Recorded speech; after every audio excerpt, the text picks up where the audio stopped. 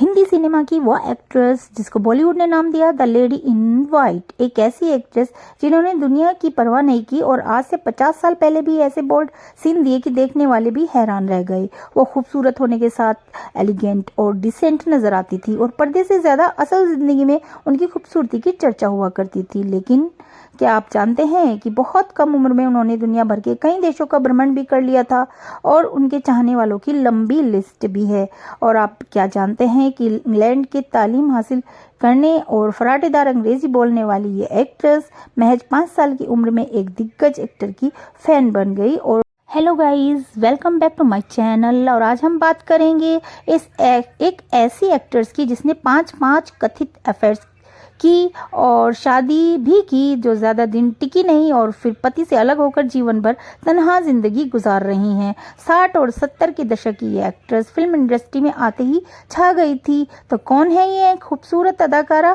तो आपको बताते हैं। The lady in white Simi Grewal ने हिंदी फिल्मों से अपने करियर की शुरुआत नहीं की थी। उन्होंने अंग्रेजी film Tarzan goes to India के साथ अपने एक्टिंग की करियर शुरू किया था। सिमी का जन्म 17 अक्टूबर 1947 को हुआ था। लुधियाना में जन्मी सिमी का पालन पोषण इंग्लैंड में हुआ और उनकी पढ़ाई लिखाई न्यूट हाउस स्कूल से हुई। कहा जाता है कि उनकी मां बेहद खूबसूरत थी। आपको बता देगा इसकी 5 साल की उम्र में उन्होंने राज कपूर की एक फिल्म आवारा देखी और इसके बाद उनके अंदर फिल्मों में करियर बनाने की लत लग गई। सिमी एक्टिंग में भी करियर बनाना चाहती थी लेकिन उनके पिता को यह मंजूर नहीं था। सिमी स्वभाव से जिद्दी थी और जिद मनवाने के लिए भूख हड़ताल पर बैठ गई। पिता की बेटी की जिद के आगे एक नहीं चली और सिर्फ 15 साल की उम्र में वो मुंबई आ गई। सिमी राज कपूर से काफी प्रभावित थी और उनके साथ काम करना चाहती थी। इंग्लैंड में पढ़ी थी तो अंग्रेजी में पकड़ अच्छी थी और अंग्रेजी बोलती भी तेजी से थी। ऐसे में उन्हें एक अंग्रेजी फिल्म मिल गई।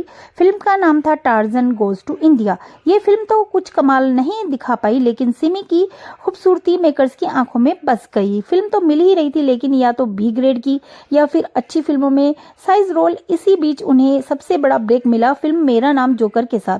फिल्म में सिमी का रोल इतना लंबा तो नहीं था लेकिन वो कहानी के आधार बिंदु पर घूमती थी। मिस मेरी के किरदार के लिए उन्होंने खूब पापड़ बेले थे। दरअसल इस फिल्म में राज कपूर के साथ काम करने के लिए उन्होंने अपनी एक आंटी से नंबर लिया, राज साहब को फोन किया और फिर गलत नाम से उनसे बात की। एक दिन राज साहब ने चर्च गेट पर मिलने के लिए बुलाया। राज साहब को इम्प्रेस करने के लिए सिमी एक लाल गुलाब और खुद की लिखी एक कविता लेकर पहुंची। मीडिया रिपोर्ट्स की माने तो पहली मुलाकात के बाद राज कपूर ने उनसे कहा कि मिलते रहा करो लेकिन सिमी ने कभी उनसे काम नहीं मांगा। दरअसल वो इस बात को समझ गई थी कि अगर काम होगा तो वह उन्हें देंगे और हुआ भी वैसे ही। एक दिन सिमी के घर राज साहब ने फोन किया और उन्हें सिमी को फिल्म के लिए भेजने को कहा। इस तरह एक्ट्रेस को मिस मैरी का किरदार मिला था। यह दौर का सबसे चर्चित बोल्ड दृश्यों में से एक माना जाता है जो कि इस मूवी में था। आपको बता दें गाइस कि उन्होंने राज कपूर और सत्यजीत रे जैसे शानदार निर्देशकों के साथ काम किया। उनकी रियल लाइफ की तरह रियल लाइफ भी बेहद खास रही। उनका नाम कभी राज कपूर के साथ तो कभी मनमोहन देसाई के साथ जोड़ा गया। मीडिया रिपोर्ट्स की माने तो उस दौर की में कई फिल्मी मैगजीन्स ने राज कपूर के साथ उनके अफेयर के किस्सों को छापा था। 1981 में मनमोहन देसाई के साथ उनका नाम जुड़ा जब उनकी एक फिल्म में वह कैमियो रोल में नजर आई। उनके सीरियस अफेयर्स की बात करें तो सिमी ने अपने शो में फैंस के साथ शेयर की थी जिसमें अपनी जिंदगी के राज खोले थे। सादे लिबास में नजर आने वाली सिमी के रतन टाटा और सिमी ग्रेवाल के बीच प्यार था और दोनों शादी भी करना चाहते थे लेकिन ये रिश्ता अधूरा रह गया। सिमी ग्रेवाल ने टाइम्स को दिए इंटरव्यू में बताया था कि उनका रतन टाटा से रोमांटिक रिश्ता था। सिमी ने बताया था कि दोनों ने लंबे समय तक एक दूसरे को डेट किया था। सिमी ने कहा था कि रतन टाटा एकदम परफेक्ट जेंटलमैन है और उनका सेंस ऑफ ह्यूमर कमाल का है। सिमी ने कहा था कि हमारा रिश्ता एक दूसरे के लिए हमारी प्रशंसा और आपसी सम्मान को दिखाता है। रतन टाटा ने भी सिमी ग्रेवाल के शो रोदो विद सिमी ग्रेवाल में अपने प्रेम संबंधों के बारे में बताया था। रतन टाटा ने कहा था कि बहुत सारी चीजें हुई लेकिन शादी नहीं हो सकी। रतन टाटा ने कहा था कि टाइमिंग सही नहीं थी। रतन टाटा ने कहा था कि काम में बिजी हो गया और समय नहीं मिला। सिमी ग्रेवाल ने साल 2011 में एक इंटरव्यू में कहा था कि वे रतन टाटा के रिलेशनशिप में थी। एक्ट्रेस की माने तो रतन टाटा परफेक्ट इंसान थे। वो मजाकिया थे, आधुनिक सोच वाले थे और जेंटलमैन थे। वे पैसों के लिए काम नहीं करते थे। फिर भी उनका रोमांस शादी तक नहीं पहुंच पाया। वे दोनों करीबी दोस्त बने रहे मगर रतन टाटा की जिंदगी में सिर्फ सिमी ग्रेवाल नहीं थी। उन्हें 4 बार प्यार हुआ था फिर भी कभी शादी नहीं की और 9 अक्टूबर 86 साल की उम्र में चल बसे। और इसके अलावा सिमी ग्रेवाल और मंसूर अली खान पटौदी की लव स्टोरी भी है।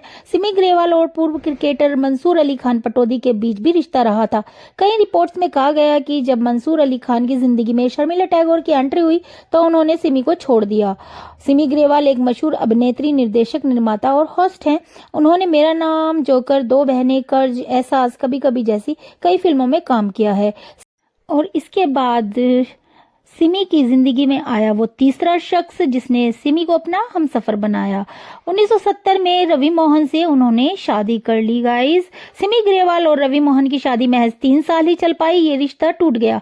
लेकिन 10 साल बाद उन्होंने डिवोर्स लिया। सिमी ने एक इंटरव्यू में बताया था कि रवि मोहन एक अच्छे इंसान थे, हम दोनों एक दूसरे के लिए वफादार थे, लेकिन ईश्वर ने हम दोनों को एक दूसरे के लिए नहीं बनाया था।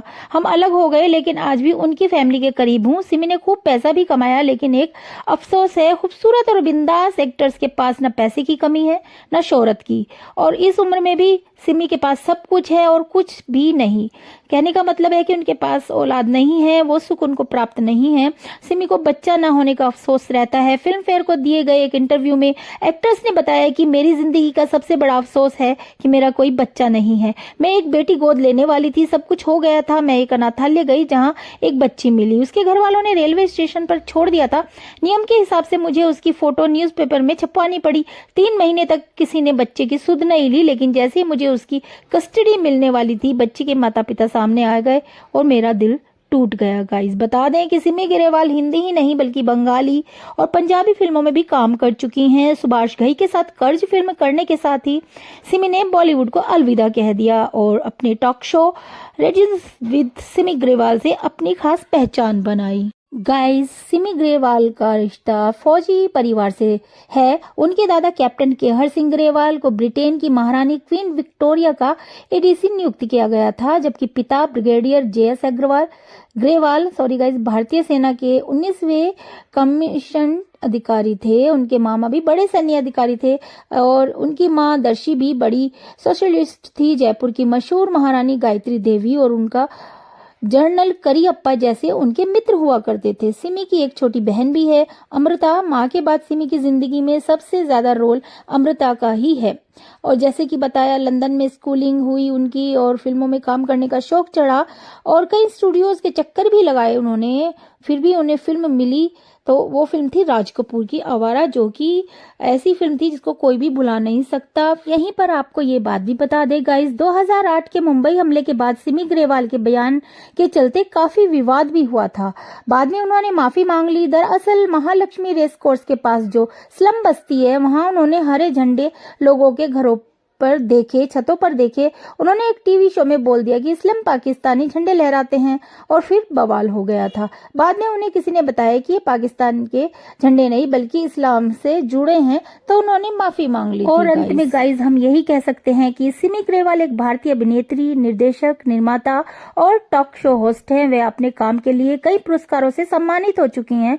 सिमी ने अपने जीवन में कई चुनौतियों का सामना किया है, लेकिन उन्होंने अपने जीवन को खूबसूरती से जीने की कोशिश की है और इतना सब कुछ होते हुए भी आज वो अकेली हैं, पर फिर भी अपने काम में व्यस्त रहती हैं और प्रभु की इच्छा के सामने किसी का कुछ नहीं चल सकता। तो इस वीडियो को मैं यहीं एंड करती हूँ और अगले वीडियो में फिर आपसे मुलाकात होगी। तब तक के लिए नमस्कार। और वीडियो अच्छा लगे तो लाइक शेयर करिए और चैनल पर नए हैं तो चैनल को सब्सक्राइब कर दीजिएगा। धन्यवाद।